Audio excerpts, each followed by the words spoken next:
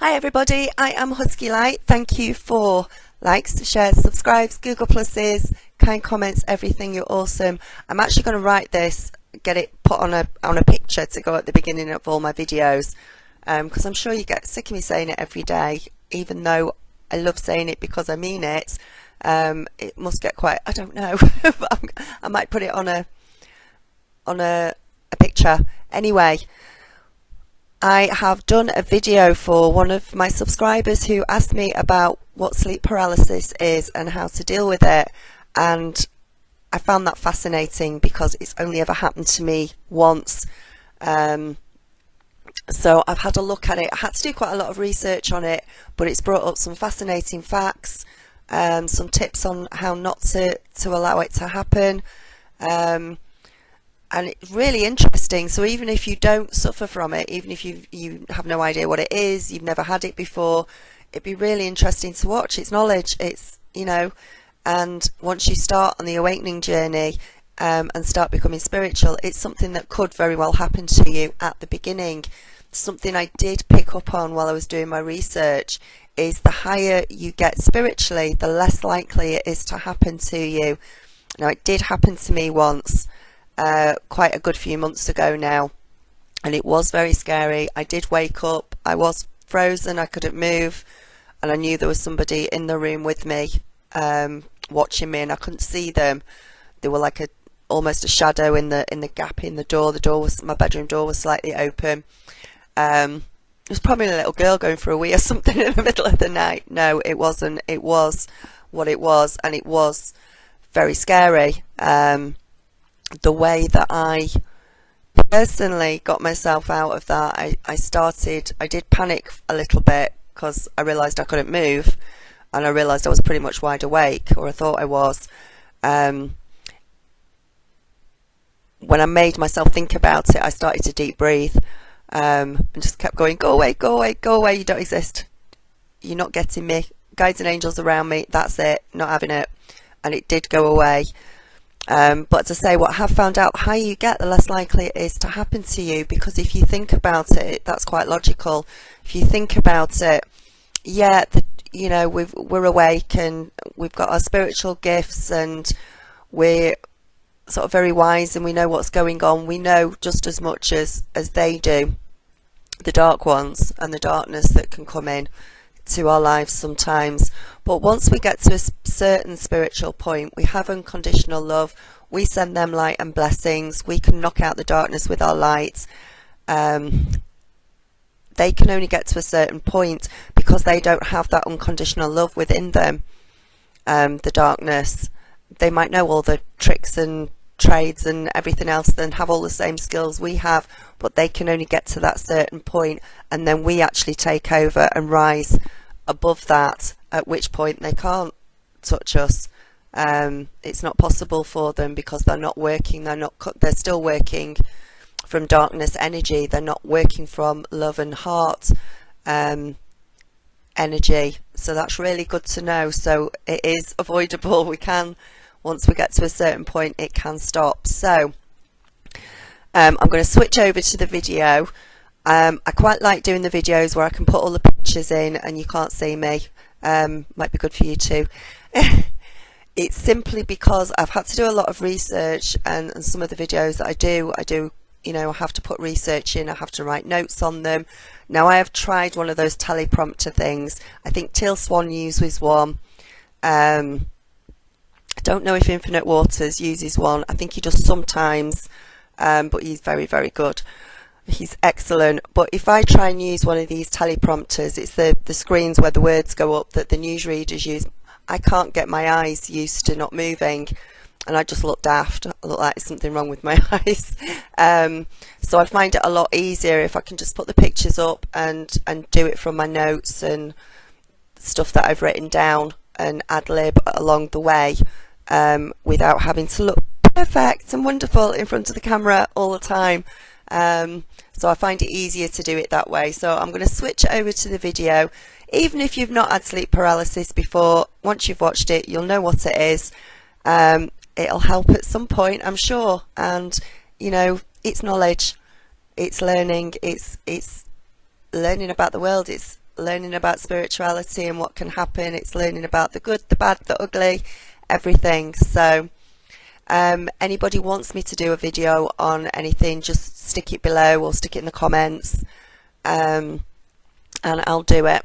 So here goes. Namaste, blessings and light. Enjoy it.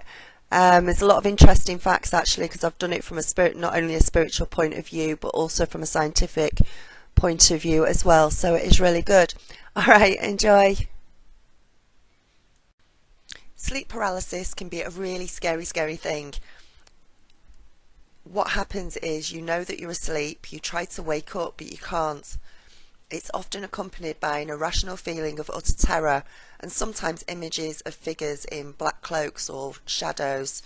Many cultures have developed supernatural explanations for sleep paralysis. In China, it's called Mengyan, which means ghost pressing on the body. In some Muslim countries, it's associated with the evil jinn or demon, and in Africa, it's called the witch that's riding your back. Sleep paralysis is a universal occurrence. People have experienced it through the ages worldwide, and what's really interesting is that in every culture it's been associated with some really frightening or malevolent spirit. This agreement is so interesting because it's so unusual. Rarely is it humankind in agreement on anything. Some people believe that magic is good. Other people believe that magic is evil. Some people see spirits as something to honour, while others can see them as something to fear. Rarely do human beings across the globe throughout into history interpret any experience exactly the same way. So looking at things from a spiritual or a scientific view, does one rule out the other? The big question about these types of experiences always comes down to this: which is right? Which explanation is the one that you want to go for? Is it the science or is it the spiritual? The question should be, why does it have to be one or the other? Why does there have to be such a contrast between the two? Why can't it be both of them? So if we look at observations about sleep paralysis from a scientific view and from a spiritual view, it occurs frequently amongst about 3 to 6% of the world population. About 30% of young adults experience sleep paralysis at least once in their lives. It's more likely apparently to happen to young adults, and it can last from a few minutes to a few hours at a time. People also experience, sense or see a presence around them during their paralysed state. Fear gets a hold of them, and some of them say that it's like a demonic force was out to possess their soul, always trying to crush or smother them as they press down on them.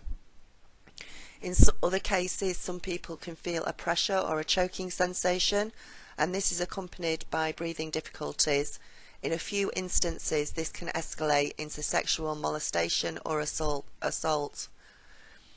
Sometimes as well, it's been said that there's a really bad foul smell that you can smell during these times of paralytic attack. It's more likely to happen when sleeping on your back in a supine position, which I'll explain that in a minute as to why that is. People who go through it are embarrassed by the event, thinking that something must be wrong with them mentally, which is certainly not the case. So explanations that are put forward by sort of modern science, they have explanations, but they have no cure whatsoever for it, or no way to suggest really of how to stop it. So science says it's hallucinations, it's somebody who is undergoing severe stress and maybe reliving past horrors while this is going on. Sleep deprivation is another thing. Long-standing sleep disturbances in those who have been sexually abused in the past, and it can also be genetically linked apparently. So the treatment for sleep paralysis, according to modern science, as neither the specific cause nor the explanation is available, all proposed treatment for sleep paralysis is really empirical at best. I think I've heard or seen during my research that they would like to put you on antidepressants if you're having that sort of experience, which is, as from a spiritual point of view and from what we know about being aware and awake now, that's probably one of the worst things you could do, and something that you really, really need to stay away from is antidepressants. They're saying it can be controlled by antidepressants because it will inhibit the REM sleep, and the REM sleep is rapid eye movement, which happens when you are dreaming, in a dreaming state. So it's not it's not great. Having a look at from a spiritual point of view, as well as a breakdown of the frequency of attack that's experienced. We've got like spiritual people and non-spiritual people. Spiritual people only get an attack probably, and the percentage of the attacks is about 3%, and it happens once in a lifetime, whereas somebody who is not spiritual, it's 20%, which is pretty high.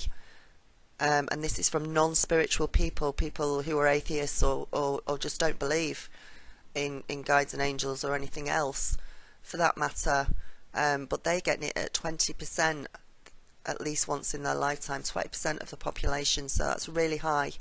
You would think it was the other way around, but it's not. It's because spiritual people, once we get to a certain point in awakening, and having a belief in our guides and angels and the universe, then that badness, that darkness can't come in. So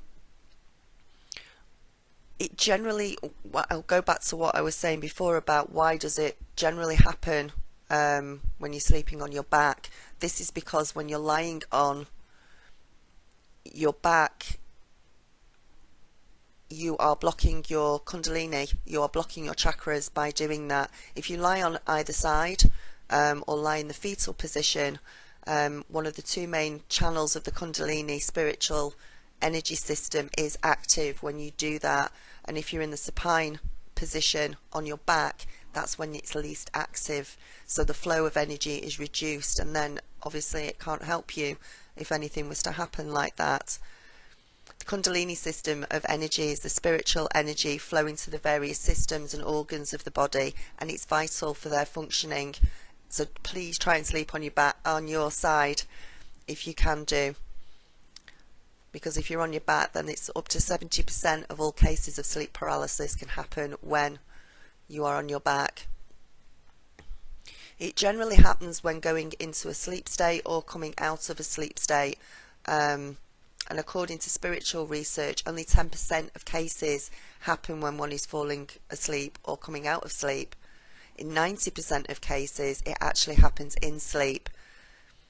Hence, the affected person is not aware of it or is only semi-aware of it. It could happen extremely quickly, so that you don't even notice it and have no unawareness that it even happened in your sleep.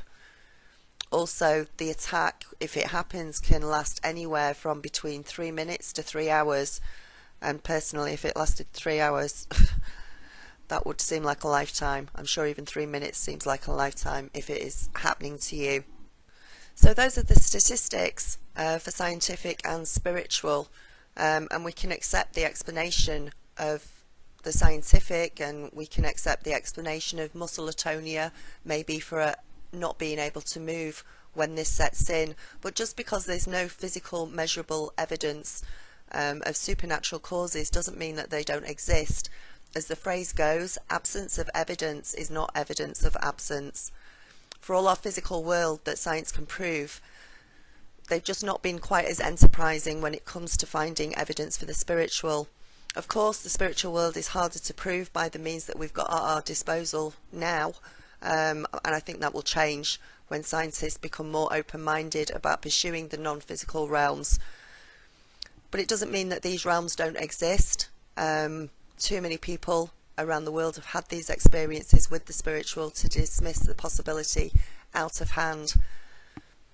And for those of you that have experienced it, my heart goes out to you. As I say, I've suffered from it once. and I would never want to suffer from it again. So I hope this information helps you. Remember to sleep on your side. Remember, especially if you're spiritual, you've got your guides and angels around. Even if you are an atheist and you're not spiritual, you have still got your guides and angels around. You're just not aware of them.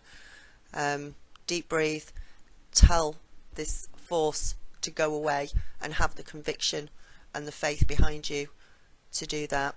Okay, right, take care. Namaste. Hope this helps. Bye.